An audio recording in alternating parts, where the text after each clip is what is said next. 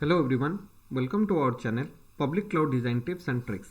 In this channel, we generally discuss about public cloud design problem statement and their related solution. Today, we are going to discuss about Azure API Management Service. So the problem statement, how to realize centralized API management for thousands of APIs across your enterprise or your application. So the solution which has been provided by Microsoft Azure is Azure API Management. AWS has provided AWS API Gateway. GCP has Cloud Endpoints. So let's focus here Azure API Management. But before that, let's try to understand what is an API. When a human tries to interact with another human beings, in that case, they can interact with each other via words or actions or some signals.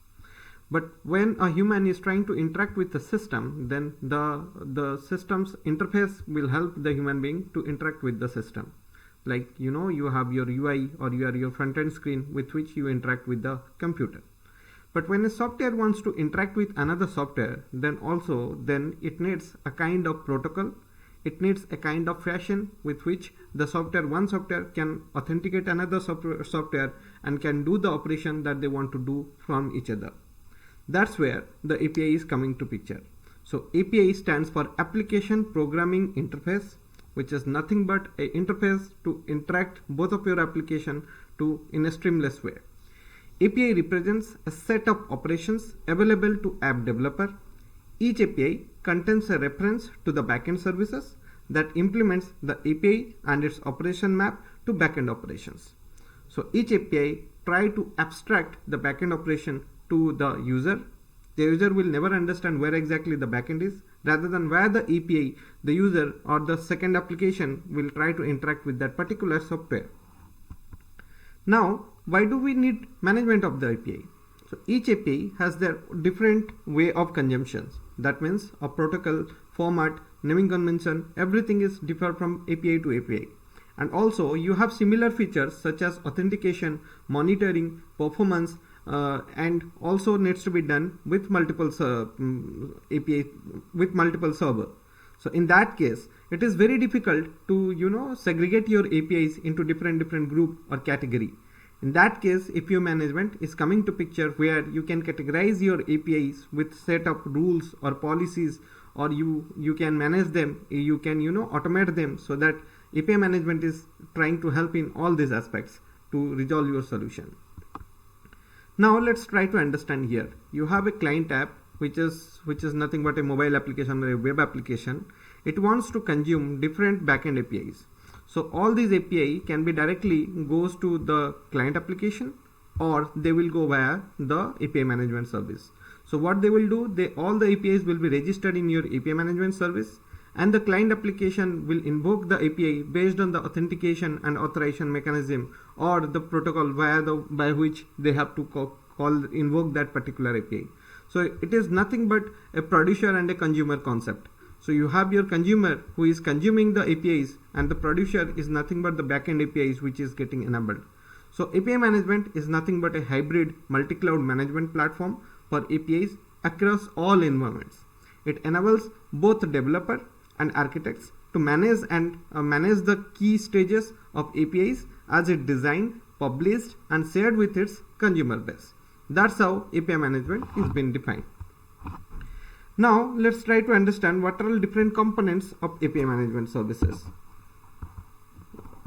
Yes, so we'll start with the developer portal. There are three components the API management service is having. One is a developer portal, second is API, third is API gateway.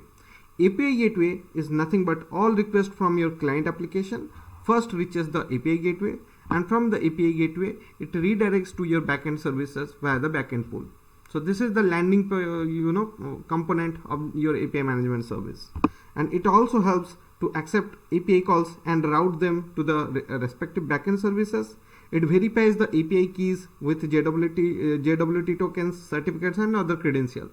So all the verification, authentication, and authorization is getting handled in this layer. Next layer, we'll try to understand the management layer. So API provides interact with the service through the management plane, which provides full access to the API management service capabilities. And you generally use the management plane to provision and configure API management service setting, or define or import API schemas from a wide range of sources. It also helps you to package APIs into products so that you can share the product with your consumer. Then the last one is the developer portal. The developer portal is nothing but an open source portal. It is an automatically generated, fully customized website with the documentation of your API. So you do not have to document it. Rather than if you register your APIs in your API management service, then the portal will generate the documentation for you. And also it helps you to read API documentation, call an API via the interface console, or you can create an account and subscribe the API to get the API keys.